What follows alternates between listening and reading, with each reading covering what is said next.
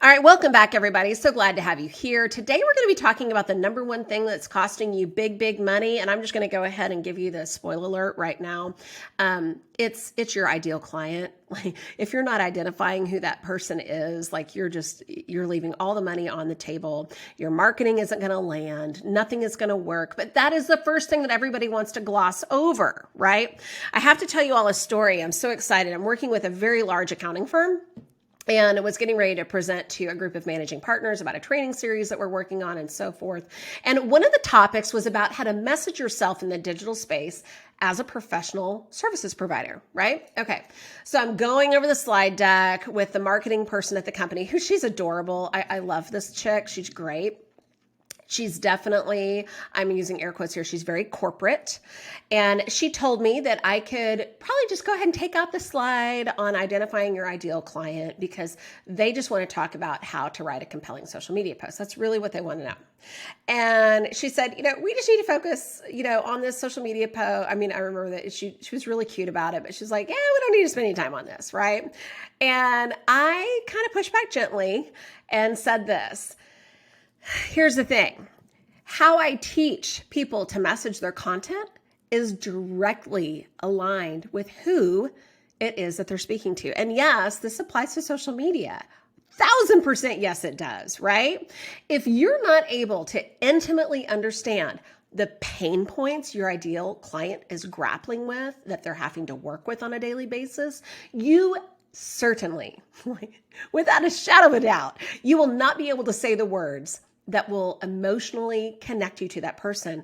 And let's be honest here, and for them to ultimately buy from you too. Okay. So if we're just pushing out corporate posts, and sharing corporate stuff without addressing the pain points of our clients, without talking about our personal perspective and personal lens on things, there ain't no connection. And when there's no connection, there's no buying happening. Okay. It's not happening.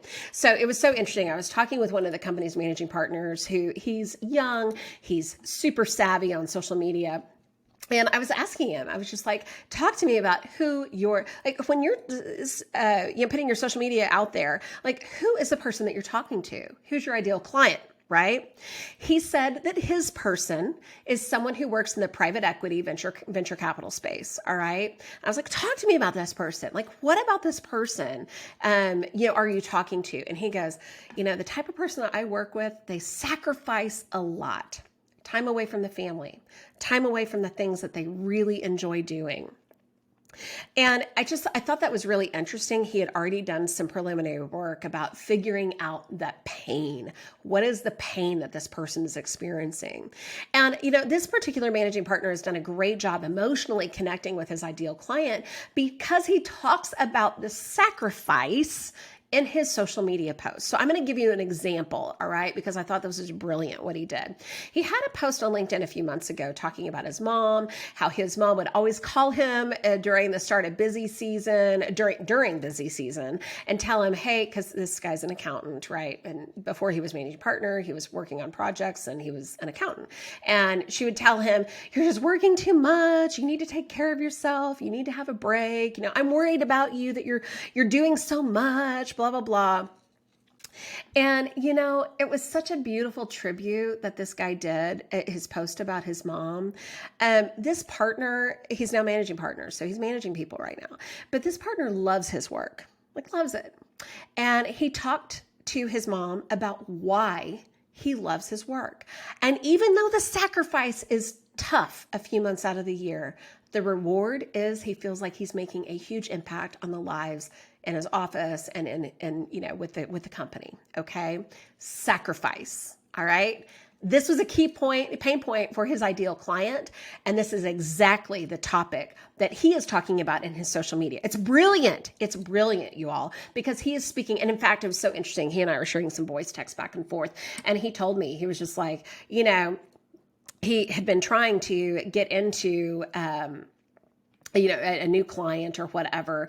And this man read his post and was just like, oh my God, called him up and was just like, I wanted to talk to you about your post. Like that really meant a lot to me.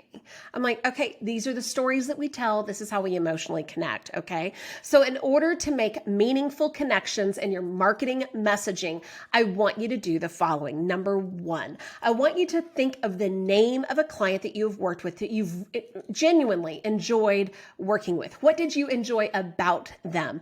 What pain were they experiencing that caused them to get in touch with you? Really dial this back. Okay. And I'm talking, come up with a name. I'm telling you, when you can come up with a name of a person and you can really think about, that the connectivity that you had with that person, it really does make all the difference. And number two, when you're creating a post, write the caption, the words that go under the graphic, right? You're going to write the caption as if you were talking directly to your favorite client. All right. Use words such as you and yours. You're talking to one person. You're talking to your best friend, your best client, the one person. You're not talking to everybody. You're talking to one. I think that's the biggest difference here. And you want to tell a story of a lesson learned and the pain that was alleviated from that lesson. So when you tell that story, you're going to start with an interesting fact or the hook to capture the reader's attention and then follow up with what happened, that lesson learned and then how you handled the problem. So for example, what does that hook mean? This is the biggest part that people have the most questions about. If that managing partner's post, about his mom or whatever, the first sentence would read something along the lines of, "Mom always called me at the worst time during busy season." I mean, you read that and you're like, oh, tell me more. She always called you during busy season? Oh my gosh, I want to learn more about this. So we want to start off by getting readers captured and interested in the content that we have for them. And then we're going to tell the story. There's a beginning, there's a middle part, and there's a lesson learned. There's the end part of it as well too, okay? But the key is that you're talking to one person. And I really want you to identify, I want you to think of who that person is. Close your eyes, think about who that person is, why you connected so heavily with them, and what are the words that you need to share with that one person to elicit whatever response, right? You want to share the stories. We want to capture, the energy, right? And that is exactly how you do it. All right. So it is, don't gloss over this ideal client stuff, guys. It just don't do it, because if we're not talking to the one person that we really, really, really want to work with, the one person that maybe we made a big impact in their life and vice versa, our content is stale and it's basic and it's boring. And let me tell you something, no one buys basic and boring. They want to buy the story. They want to buy the interesting thing that kept them captivated. So this is how you do it. You've got to be thinking about who that person is. What are the emotions that we need to elicit? What is the pain that they're experiencing? And tie in the stories that make sense to that ideal client. This is why it's so important to know who that person is because truly your marketing and your messaging is aligned directly towards that person. And if you don't know who that person is, your marketing is going to be stale. And we don't want stale. Stale doesn't make us money. All right.